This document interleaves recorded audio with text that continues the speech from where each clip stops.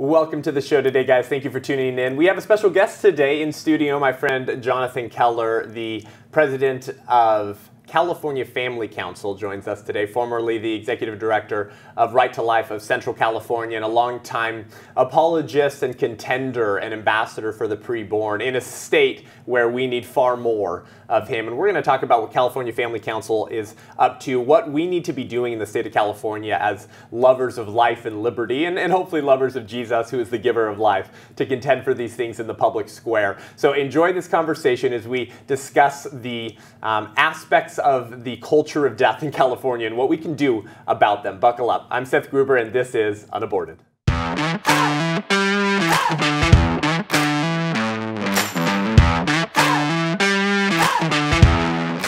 So, Jonathan, welcome to the show today. Thank you so much for coming by. Seth, thanks so much for having me. Yeah, absolutely. So our paths have crossed a lot, and we're sometimes at some of the same events, but you're not too far north of here, and so we wanted to have you in studio. Yeah. And I've followed what California Family Council does for a long time. I'm sure a lot of our listeners in California are aware of your organization, but I think probably what you're doing in California is more important than any other time for a lot of political reasons, such as the recall of Newsom here and the increasing radicalism of Governor Newsom-Leaney, who is, sort of like a dying beast, getting all the more violent before his, his dissension into hell.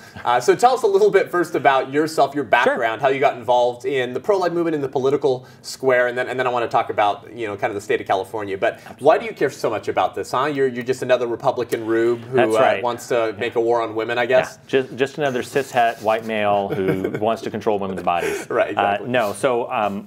First off, thanks for having me. I really appreciate being here. It's been a blessing to see how the Lord's been using you in this platform and growing it to talk about these issues. For me personally, I first started getting involved in the pro-life issue actually, I think the first time I can remember, I was about 8 or 9 years old. Wow. My parents were involved, not diehard activists, but they did take me and my sister out. We did some life chain prayer and vigils outside on public sidewalks. And then when I was in high school, I had some friends from church that actually started a pro-life teens group up in the Sacramento area. No way. So I got involved with that. I was the vice president of that, then the president. We would go out and pray outside of abortion clinics. We'd pray outside of public high schools. We were some of those crazy people that would have the big scary signs, pass out literature to the high school students. And you were doing this as a teenager. Oh yeah. Wow. Yeah. And it was a really interesting thing because, Seth, I was homeschooled K through 12. And I was really grateful to my parents for that opportunity, that gift of being able to learn about the life issue from an early age. Yeah. And at the same time, it really broke my heart when I would go out to these public high schools and you would see kids that were as old as me or even older than me that had no idea about what was really going on inside the womb, much less what was going on inside of abortion clinics every day. But our public education system is, incomparable, bar none. I mean, the biology and the truth in the public square in these schools, why weren't they all pro-life? Well, Seth, it was incredible to me. Not only were they failing to give them information that was accurate about biology, but some of the most tragic things that I think really galvanized and kind of solidified my pro-life conviction was the outright suppression that we saw even happening. Again, as a high school student, I'm 15, 16 years old. Wow. I would see sometimes school administrators that would call the police on us just for exercising our First Amendment rights, standing there on public sidewalks, so these passing are out Sacramento literature. area public high schools? Correct. Wow. Yeah. And I had great friends, mentors like John Ficker and Bud Reeves. People that have been in this work for 20, 30 years that would be taking groups of high school students out there, Christian high school students, just trying to respectfully, lovingly present the truth. And Seth, something that still sticks with me, and this has probably been, over 20 years ago now. I remember one time a group of us were standing on the sidewalks passing out pro-life educational literature to students. And a school administrator, I don't know if she was a teacher, I don't know if she was a principal, she could have been a janitor for all I knew, but she had a name tag that gave her the authority saying, I'm with the school. She stood 10 feet inside school bounds. Okay. And as we would stand there and pass out literature, she had a 55-gallon black trash bag. And as soon as a student would walk by her, she would say, it's okay, honey. You don't have to take that. You can put that right here. Oh my gosh. And student after student, think about it, Seth. This was a staff or faculty teacher? Staff or faculty member from this high school. And I would watch student after student that would be 14, 15, 16 years old. They would look at us, and then they would look back at the teacher, and they would say, well, only one of you I'm going to have to see later on campus. Only one of you is going to be talking to my parents, so I guess I'll just throw this away. Unreal. And I would see student after student after student, literally the information would be taken out of their hands. Right. And Seth, at the moment I was angry, but then even still looking back and thinking about that, I think how many girls on that campus that day that we were there had just found out they were pregnant? How many were going to find out they were pregnant in the days coming? Yep. And that piece of literature literally could have saved the life of their unborn child. Right. And yet it was taken out of their hands. So, I mean, that's one reason for me as a high school student, I realized that's incredible. This is something that we have to be more actively involved in, because if the church doesn't wake up, if individual Christians don't wake up, there are a lot of school administrators out there that, again, not only are they failing to provide that information, they are actively suppressing it. That's right. And that was something that for me realized this is something that we have to dedicate our lives to as pro-life advocates. Well, so are you saying that pro-abortion cheerleaders were engaging in censorship of pro-life ideas before the digital age? I mean, it's shocking. I know. It's hard to believe. You know, you think of whether it's public high schools or colleges and universities, you think of these as marketplace of ideas locations. And yet, that's not really what we saw. We saw over and over, whether you're talking about Twitter, Facebook, whether you're talking about high schools or public college campuses, it was the same type of thing. When I would do pro-life activism, we would go to, I remember as a high school student going to UC Berkeley and holding, again, abortion victim signs and talking about this is what abortion does to individuals. This is what actually happens to the unborn child as a result of an abortion. And you would see high school students that would either be mocking or would be completely indifferent. And that was, again, when the administration was not actively trying to censor us, actively trying to get us kicked off campus. Yeah, that's right. Yeah, I mean, and I don't know if I've told you this before, I may have, but during my years at Westmont College, my summer job was a full-time intern with the Center for Bioethical Reform with Greg and Lois Cunningham. And so I did the Genocide Awareness Project at about 10 Southern California universities. Now, they'd done it at UC Berkeley. I hadn't been up there. And for the listeners of this show, if you don't know what that is, the Genocide Awareness Project is a traveling photo mural display that depicts graphic and shocking imagery of abortion compared to historically recognized forms of genocide to make the observation that while the historical circumstances and contexts are different, the justification is the same. And that justification is not all humans are persons. And the humans that we deny personhood to, we can therefore justify mistreating or murdering them. And so I've watched the faces of students, to go back to your point, visibly change as they see something that they've never seen before. And because I began to get involved in the pro-life issue as a senior in high school when I did my senior project on abortion and had to scan 300 images of first trimester aborted fetuses for the Center for Bioethical Reform as part of my fieldwork hours. I grew up in a Christian home. My mother was the director of a pregnancy resource center while pregnant with me in the early 1990s. I had never seen abortion imagery before. So of course you have to ask the question, how many people who are sort of in the secular world who are not religiously involved have ever seen abortion imagery? And of course the answer is very little at all. So I didn't know that. That's really cool that you've been involved in this for so long. You ended up going to the Right to Life of Central California, and now you're at the California Family Council.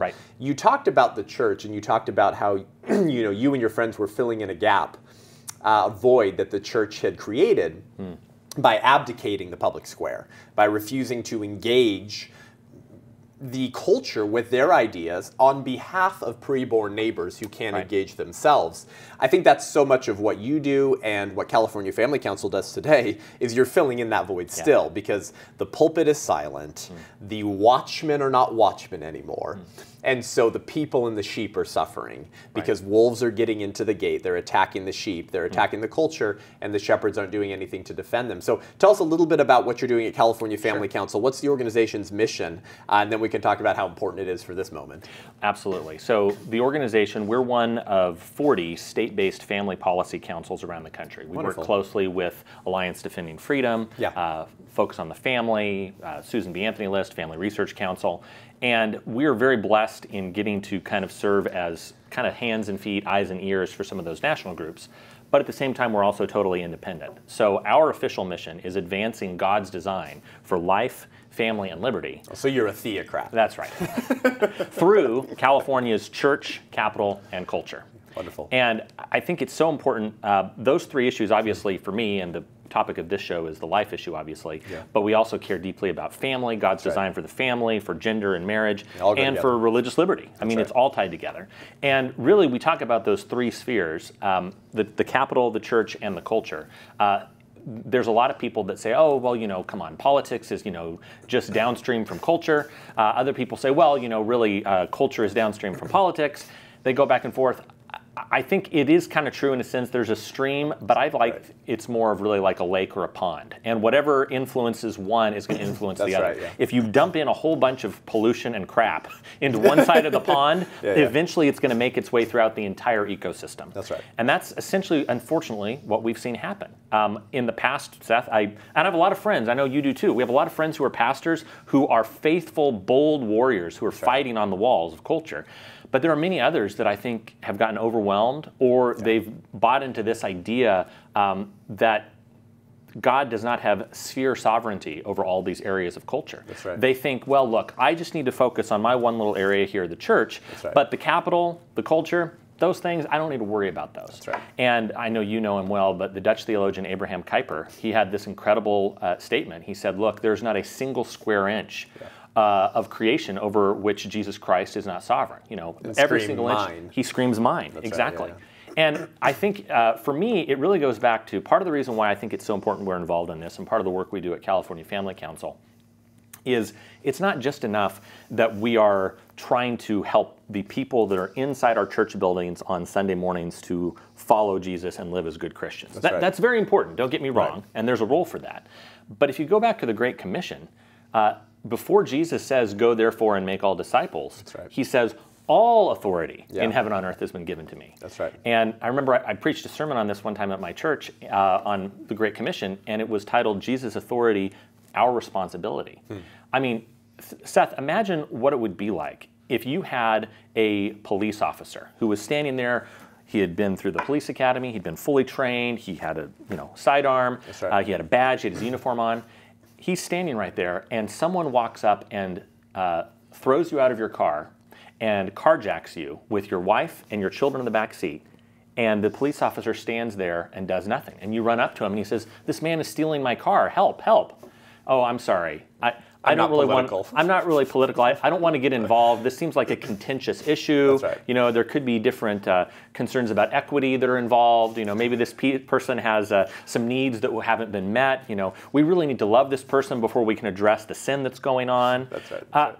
That would be an abdication of his responsibility. That's right. And I would submit that we as Christians far too often have abdicated our responsibility, because if Jesus has that authority and then he deputizes us, I mean, he literally gives us a badge and says, you are my witnesses to the ends of the earth. Wow. If we don't put on that badge, or if worse, we take off that badge, or I would say maybe worst of all, we're happy to put on the uniform of being a Christian. That's right. We're happy to wear the badge, but if we refuse to exercise the authority that Jesus has given us, what kind of a witness is that to the world? That's right. I mean, you make it seem like Jesus is okay with the killing of thousands of unborn children every year, every day. I appreciate how you said that, Jonathan. You're far more mild than I am when I address this from the pulpit. But I appreciate what you said about our witness, right? That's what Christians say, don't they? Many woke Christians, or politically neutral Christians, which there is no such thing as moral neutrality today. If you stand in the middle of the road, you will get run over by a truck. But, we were told leading up to the election, Jonathan, that I can't compromise my witness, Mr. Keller, because if I put in the bubble for Trump, then my leftist friends that I work with at my tech company in San Francisco, they won't listen to my gospel presentation from me, because they'll say, wait a second, didn't you vote for Trump? F you. Yeah. So you see, the reason why I didn't vote at all, Jonathan, was because I actually love the gospel and Jesus so much, and I didn't want to compromise my witness. And then, by the way, Jonathan, Romans 13 says to obey the governing authorities, and those who have been instituted by God. And so, I know it says there that they're there for our good, which might imply that if they cease to do good, we don't have to respect them anymore. But I just read past that one, and you can't legislate morality, Jonathan. And so I just want to go to the root problem, because the gospel is all about getting down to root causes. Sure. And so the root problem is sin, and so we just need to get people to have their heart warmed to the gospel and repent, and then all of these societal issues will just go away. What do you say to those people? Well, so you brought this up, and I got to read you one of my very favorite quotes of all time. I'm sure you've shared it many times. You've probably even shared it here on the podcast before. But one of the people, whenever you hear people say that very pernicious line that is, I don't think we can legislate morality. I don't think that we can control other people. That's right. There is an incredibly powerful line that I remember. I should say he should be a hero. I know he's not a perfect man by any means, but he has a lot, I think, to teach Americans and people around the world. Was the Reverend Dr. Martin Luther King Jr. Right. Again, I'm not endorsing every aspect of his life, especially I realize over the last several years there have been some sad things that have come out about his life. That's right. But one thing that people always talk about is the fact that he was an example. Our friends on the left especially say he was a great example of peaceful resistance, a civil rights hero. That's right. But let me read you something that he said when it talks about morality and legislating morality. Now, the other myth that gets around is the idea that legislation cannot really solve the problem and that it has no great role to play in this period of social change because you've got to change the heart. And you can't change the heart through legislation. You can't legislate morals. The job must be done through education and religion. I mean, if that does not sound like something we are hearing verbatim today. Some woke progressive, yeah. And then he goes, well, there's a half-truth involved here. Certainly, if the problem is to be solved in the final sense, hearts must be changed. Religion and education must play a great role in changing the heart.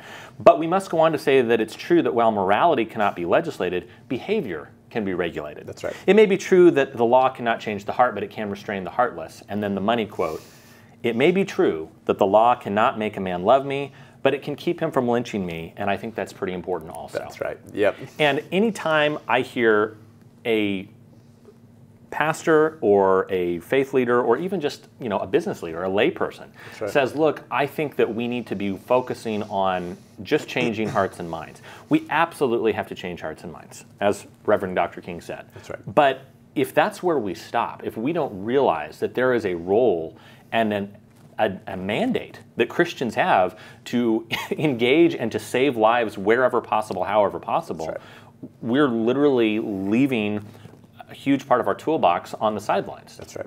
I love the picture you painted of the policeman who refuses to stop the evil man and heartless behavior because that's not his role or his duty. And that's very much, I think, the scandal of the parable of the Good Samaritan is that two religious leaders, a Levite and a priest, walked by on the other side.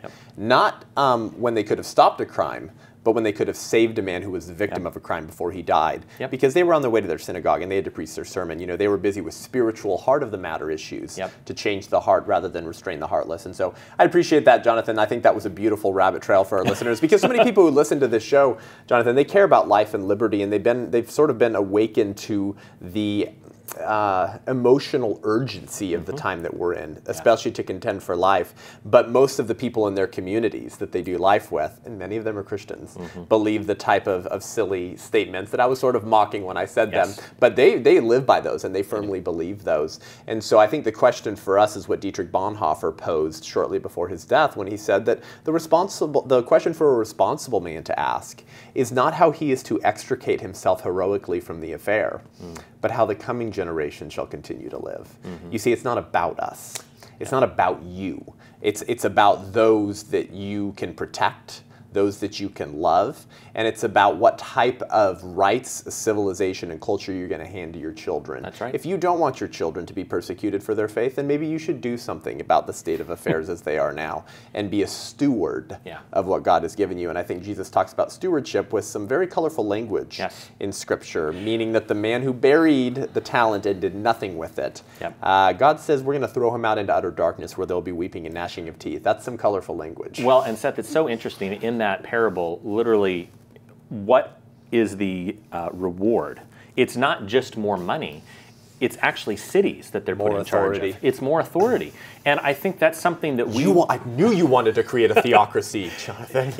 It's amazing to me that we so often fail to see. Now, look, do I think that we should have a theocracy in the model of someone like R.J. Rushdoony? No, I don't think that's the case. But I also think in a country like America where we have so much freedom, I mean, I just got done watching the Olympics, and I got to be honest, my wife and I, we're kind of suckers for the Olympics. I love watching all the sport. I love the competition. There were some incredible performances by some of the American athletes, hearing so many of them who had strong faith testimonies. Yeah. But the other thing that was heartbreaking, Seth, was to see how many of these totalitarian countries that are basically treating their people like human capital that they can use and abuse. I mean, in particular, the gal who won the Chinese diving competition, 14-year-old girl. Wow.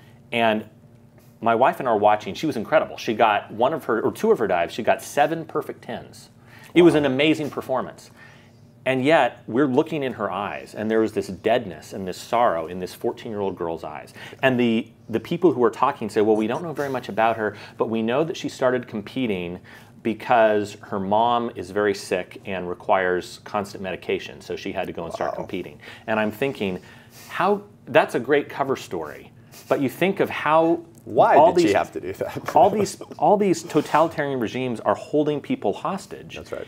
And we have a unique opportunity here to continue speaking out so that we don't become like China, so that we can continue to save lives and advocate, and yet so often we just squander it. We just let it sit. We to use that analogy, we don't even put on the policeman's uniform. We leave the badge sitting on the kitchen counter, and we go about our days as if it doesn't matter and someone else is going to take care of it. That's right. Yeah, that's a wonderful point. One of the points I make all the time, and I'll continue to make on this show and to the country to as many people as I can get to listen, particularly in the church, is that if you don't get the right to life right, you won't get any other rights right. And so I care about all these issues, right? I care about religious freedom. I care about the First Amendment, free speech, freedom of assembly. I care about the Second Amendment, which is there to protect the First Amendment. I love guns. I also love babies, and I would also love to prosecute and forever put away in the clink those who harm babies and harm children. I care about all of these issues, but the reason that I've chosen life and why you, to a large degree, have chosen life is because if we don't get that right, we won't get any other rights right. Just like we say that we have to go upstream to contend politically because all of the cultural rot we're seeing, much of it does stem from bad politics and bad governance. So you want to go upstream and deal with where all of this stuff is coming from. Well, similarly, if you want to solve the problem of injustice in the country, to correct injustice in all of these other important cultural battles, you also have to go upstream to the first natural right. That's right. So much of the rot we're seeing is actually just the consequences of the deterioration of the foundational building block of the republic. And that's why our founders said we hold these truths to be self-evident. To translate that for a Gen Zer would be duh. Like, duh, don't you see this, how obvious this is? This is axiomatic, that we're endowed by our Creator with certain inalienable rights, that among these are life, liberty, pursuit of happiness, and then the Constitution goes on to address property. Well, there's a reason for that, because those rights don't mean much. In fact, they mean nothing at all if you can be murdered. And Ronald Reagan made this point beautifully in his book, Abortion and the Conscience of a Nation. He said that Abraham Lincoln understood that we could not survive as a free nation as long as some men could decide that others are not fit to be free and should therefore be slaves. Likewise, we cannot survive as a free land today as long as some men can decide that others are not fit to live and should therefore be abandoned to abortion and infanticide. And then he finishes and says, therefore there is no cause more important than affirming than the transcendent right to life of all human beings, the right without which no other rights have any meaning. And so that's why I want to dive into this, because we need people contending for all of these rights and all of these issues. But as long as abortion continues to plague this land and be a terror to the children it kills, then any victory we win, Jonathan, on the Second Amendment or First Amendment or religious liberty, those will actually only be fleeting victories that will shortly be taken away from us again. Because a country that can deny the natural right to life to an entire class of human beings cannot be trusted to protect any other right that flows from that first and most important of all rights. Well, and so when it comes to life, what do we have to talk about? What's going on in California, and how can you help our listeners think through this battle we're in? Well, as we transition to that, I want to say one point on that, just because you reminded me, and you said if they can't be trusted to get this right, how do they get anything else right? It just reminds me real quick of that story I told at high school. I remember being so angry when I saw that woman who had the trash bag. And then she was just flat out lying to these students, and when the police had came, she lied and said we'd been trespassing. I was just furious. And I remember driving back that day and talking to one of my mentors, and I said, how can they just look us in the face, and how can they look those policemen in the face, and how can they just flat out lie? How do they do that? And my friend John, one of my mentors, said, well, they support killing babies. I mean, lying is no big deal. Yeah. And I think that's why it's so important that we engage on these issues. So, That's right. So to your point on that, there are a bunch of different ways that people can engage. This is a very 10,000-foot thing. Yeah. But one of the things that I think is most important for our legislators in Sacramento to see is, frankly, just our physical presence. And that is especially true after the last year and a half. That's right. I used to go to the Capitol on a regular basis. My staff member, Greg Burt, would go up to the Capitol on a regular basis. We would meet with legislators of both parties. Right. And we would try to engage them on the pro-life issue, even Democrats. And I have to tell you, Seth, we were talking before this at lunch, even some of the Democrat legislators are much more pro-life in their personal lives than the policies they advocate. One of the one of the pro-choice legislators, a Democrat woman, very powerful Democrat woman there, I met with her in her office. Greg Burt and I met with her in her office. And when we were talking about why we were concerned about a bill she had and how it was going to impact abortion, she couldn't even bring herself to say the word abortion in our presence. And she was Catholic, and she had this huge banner of Our Lady of Guadalupe hanging in her room. Oh boy. But here's what she said. And at first I thought, okay, this is silly. This is, you're obviously betraying this. But when she was talking about, she said, let me tell you my personal story. When I got pregnant when I was in college, I knew that it was going to be hard, but I also knew I couldn't do that. So she had her child. She did not have an abortion. She parented that child, and she said, and now my daughter is graduating from law school. Yep. So often, these legislators, they know the truth. That's right. But they're suppressing it in unrighteousness. Yeah, and I think that's why it's so important for us as believers to go and be those ambassadors, to be pro-life ambassadors inside the Capitol building. Well, that's an aspect of elitism, right? Abortions for thee, but not for me. Mass for thee, but not for me. Walls and gates for me, but not for thee. Yes. Whatever it is, it never applies to them. Well, and we've seen over and over legislators, it's easy for them to say that if they are disconnected and detached from the common folk. Right. So I think especially after the last year and a half, there have been so few people that have gone back to the Capitol building. Now, for a while, we were banned from even going inside the Capitol building. Right. But now, even with the building being open, Seth, I was up there for testifying against a bill we're going to talk about later. Greg Burt and I were inside the Capitol building. We were the only people inside the building to speak against this bill. Now, there were some people that called in, and I was grateful for that. But California Family Council had the only physical opposition to that bill at the Capitol. And I can tell you, there was nobody there on almost any other bill either. So the Capitol was like a ghost town. In the entire room, there was maybe 5 people in the room. But here's why this is so important. On August 25th, California Family Council, we're partnering with our friends at the National March for Life. We're hosting an event on the south steps of the Capitol. It's the first ever California March for Life at the Capitol building. After a year and a half where you have seen almost nobody show up at the building, this is an opportunity for pro-life advocates to show up and have a physical manifestation of our inward resolve. That's right. I know that everybody that is watching this show, I know you're all very pro-life. I know that you care deeply about these issues. And I know in many cases you're probably even engaging in your local communities. But I think sometimes it's important for us to physically represent at the Capitol building. That's right. Because you mean real peaceful protests? Yes. Yeah. True peaceful protest. Not something like we saw last year. And Seth, I got to tell you, one reason why it's been so tough for us to get a date to do this event at the Capitol, it's going to be August 25th. Part of the reason why it was so tough was the state has been absolutely reluctant to reopen because of the mass destruction that we saw last year in the summers. The summer of love, the riots that we saw last year, they left broken glass and looted stores all over downtown Sacramento. That's right. And it was like pulling teeth to even get an insurance company to cover this event. They are scared to death that Antifa is going to come out and try to start something. Wow. But I can tell you, if you're watching and you have little kids, I still say bring them. There are going to be CHP officers that are going to be there. We are going to have security personnel that are going to be monitoring the situation. And don't be afraid, because we need to be willing to go and put feet to our faith. That's right. And to physically show up. Now, some people might say, well, look, what's the big deal? It's just a march. How does that actually change things at the Capitol? Okay, I'll be honest, brass tacks. If all you're doing is marching, of course. That's not the only thing that you should ever be doing. That's right. But again, I'm going to reiterate, after a year and a half where we have seen an almost complete vanishing, a complete abdication of presence and participation at the Capitol, right. This is a huge opportunity for people to once again come and say, you may think that we're gone. Yeah, Joe Biden won the presidency, or I should say he's in office. You can see, however, that there are people in this state that still believe that the pro-life message has power, and it is our responsibility to engage in it. So that's the first thing I will say. If you go to CA, like the word California, camarchforlife.org. Wonderful. On Wednesday, the 25th of August, we're going to be there. Rally is at 11.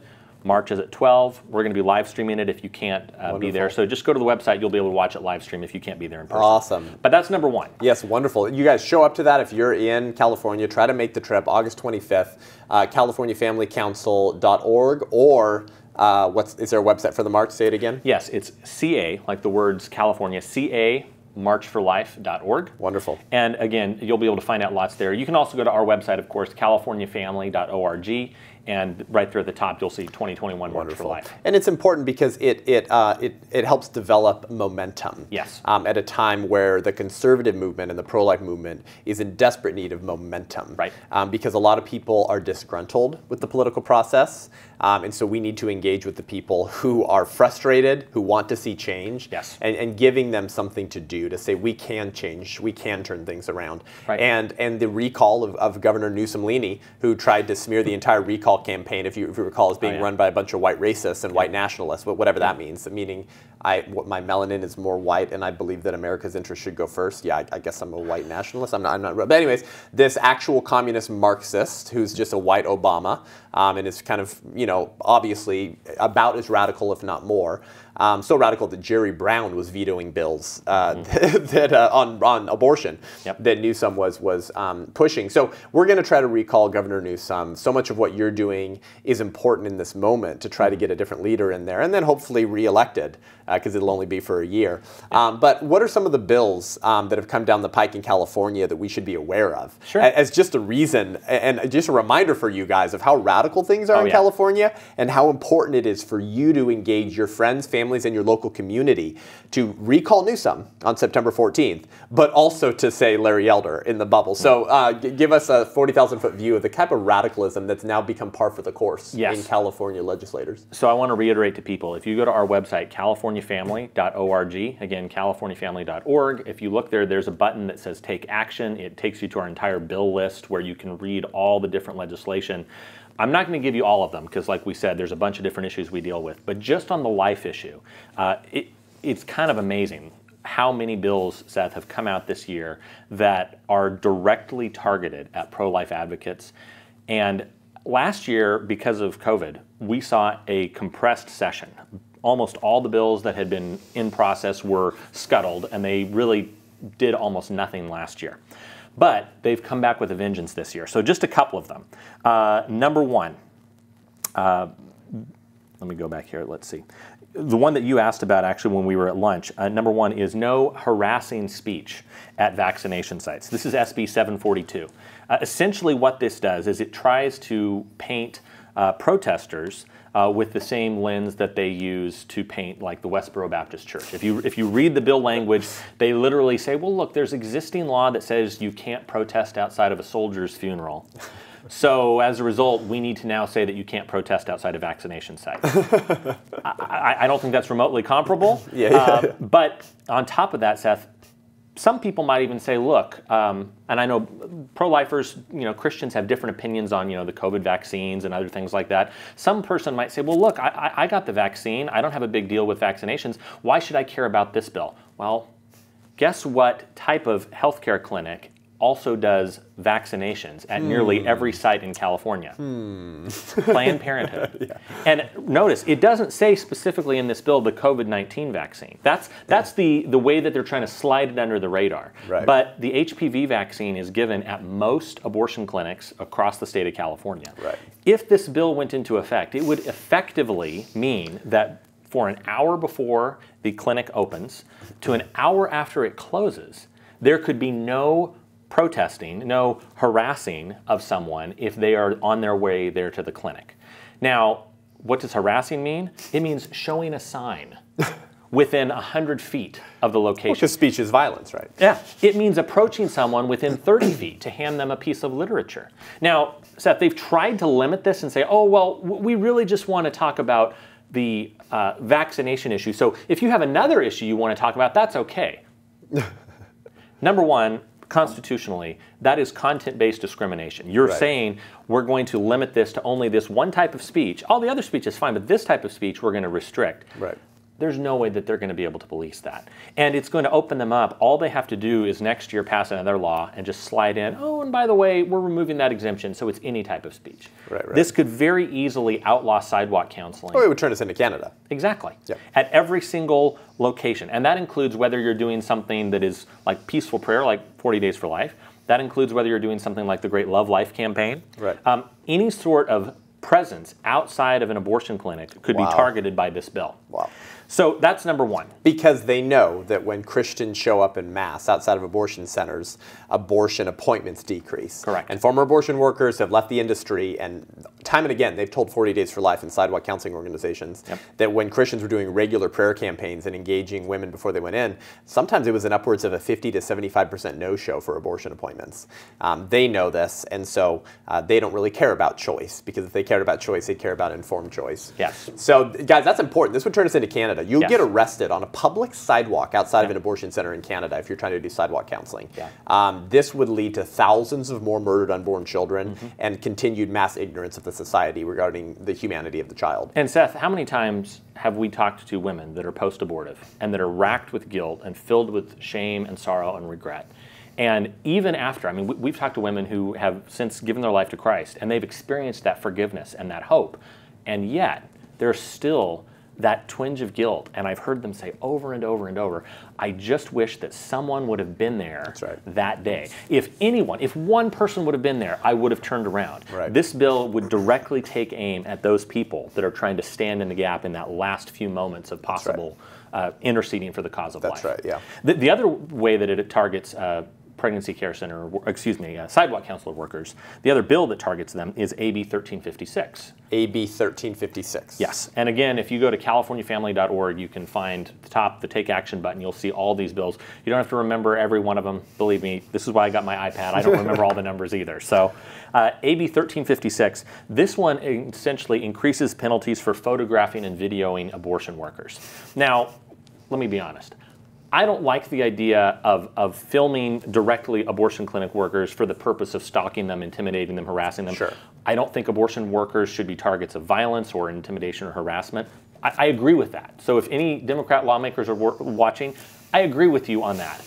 However, the idea that you would say you can't videotape for safety purposes. That's right. When I used to run Right to Life of Central California, we would do a 40 Days for Life campaign. We had a video camera that was shooting along the sidewalk the entire time for safety and security. There was multiple times that my volunteers out there were threatened. I mean, so much so to the point that not only would we get to a point where you had to have a minimum of 2 people out there, but we could never have women out there by themselves.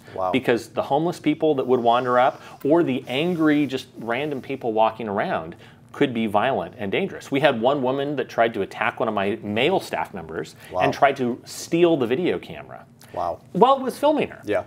So this is something that I think it's common sense. And Seth, at the time when we are seeing millions of dollars put forward for body cam footage for police officers, you're telling me that we need to have complete transparency when it comes to police officers, which I agree with. I think that's a good thing.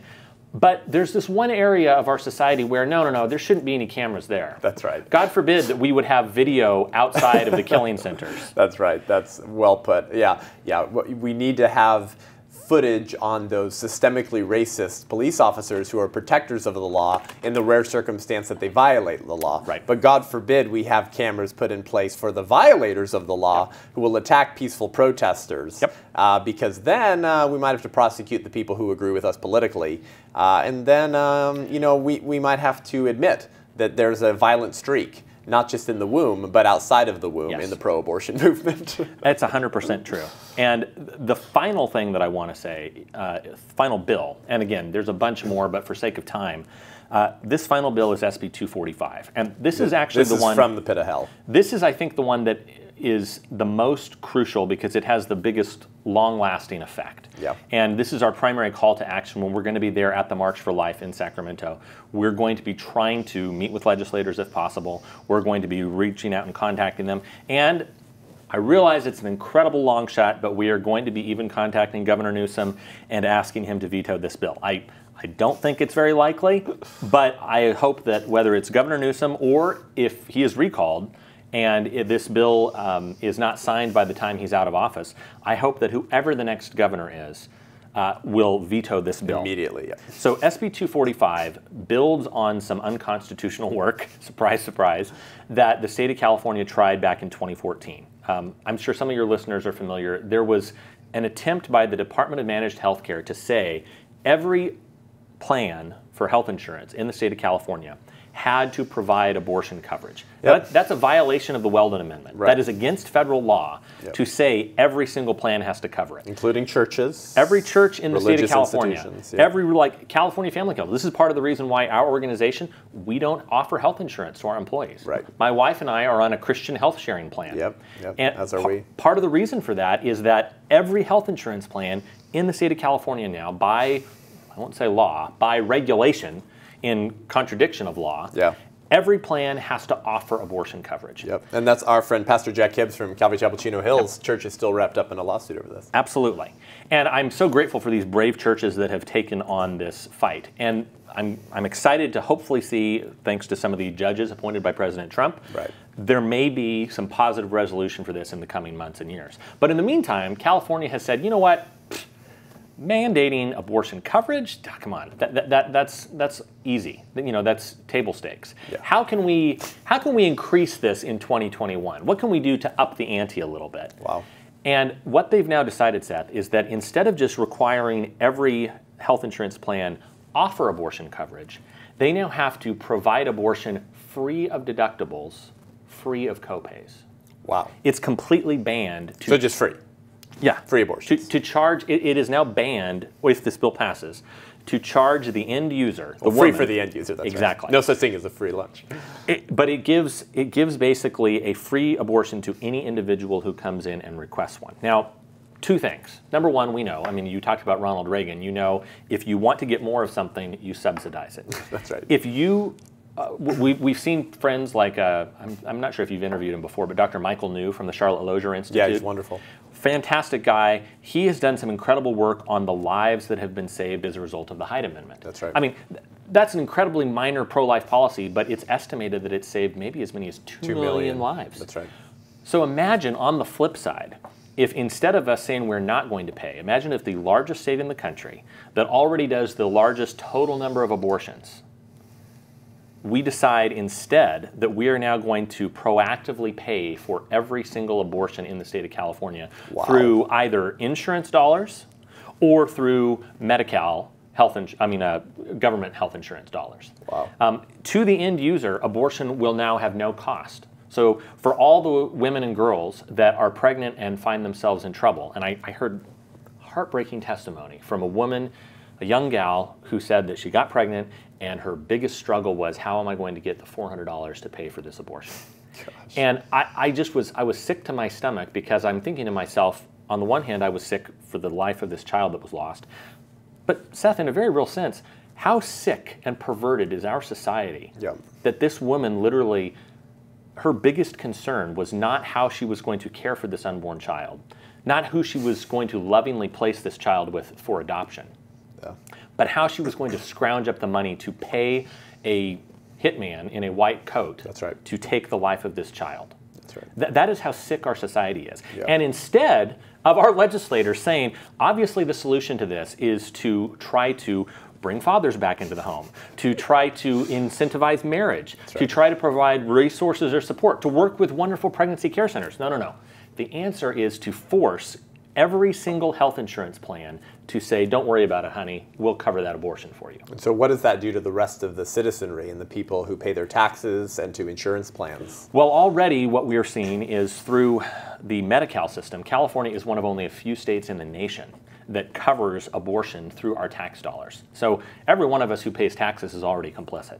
But now, the further level of complicity, if any of you are one of the millions of people, I mean, I think the vast, vast supermajority of people in the state of California are not on health share plans like us. Right. They're on Blue Cross, Blue Shield, Aetna, Kaiser, whatever it is through their insurance plan, through their employer. Yeah. This now means that their plans, their corporations, their companies, their employers are now going to have to raise premiums, raise rates to pay for abortions in every single health insurance plan. Wow. And Seth, the other thing about this, not only does it, the threefold thing, not only does it harm the woman because it's going to increase the number of abortions, not only does it harm the society in general because it's going to make all of us complicit, but number three, Planned Parenthood, Family Planning Associates, all these different abortion centers, they essentially now are going to have a blank check to decide, hey, insurance is paying for it. We can charge whatever we want for abortion. Wow, yeah. We can mark it up however we want. We can pad the expenses for whatever other types of things we want to do. Unreal. And Seth, we already see the way hand in glove that Planned Parenthood's nonprofit health clinics operate with their action fund. That's right. But we know for a fact that this is essentially going to be a money laundering scheme. Yep. That not only is now California taxpayer money going to be paying for pro-choice political activity, but now our insurance campaigns, our insurance money is going to be indirectly paying for political activity. Yeah, that's right, because then they'll donate to Democrats, and then we'll also be funding the Democratic Party. Exactly. I mean, it's this incredibly vicious cycle. Wow. It's a bill from the pit of hell. Yeah. Just like the Equality Act. And I encourage everybody, again, go to our website, californiafamily.org. You can find out more about this. And my hope and prayer, Seth, with this one, as with some of these other ones, is that you will see more brave people like Calvary Chapel, Chino Hills, like our other friends at churches around the state. That's right. And maybe even organizations like ours, depending on our capacity. I would love to see individuals challenge these bills and say this is a violation of federal law. It is a violation of the Weldon Amendment. And you cannot force me, you cannot force my church, you cannot force my faith-based organization to fund the killing of unborn children through my health insurance plans. That's right, yeah. Beautifully put, Jonathan. You know, so much of this comes from a failure of the American public to understand what self-government even means.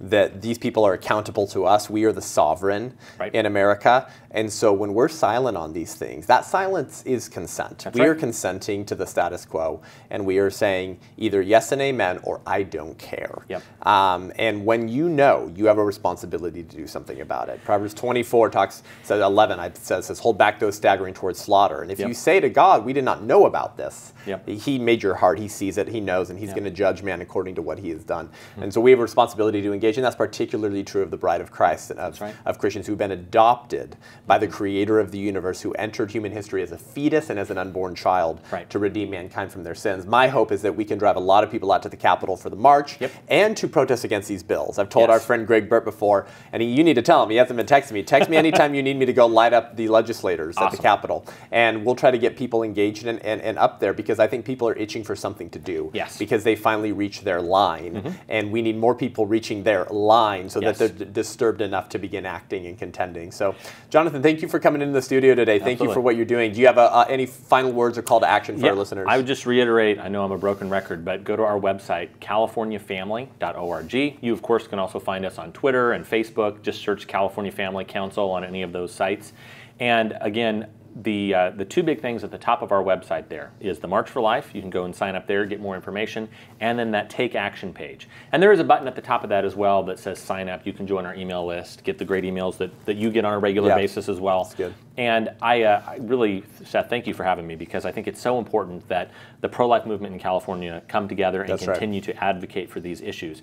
And I just want to say in closing, I know, I mean, believe me, I know that it can be discouraging and frustrating at times to be involved in this.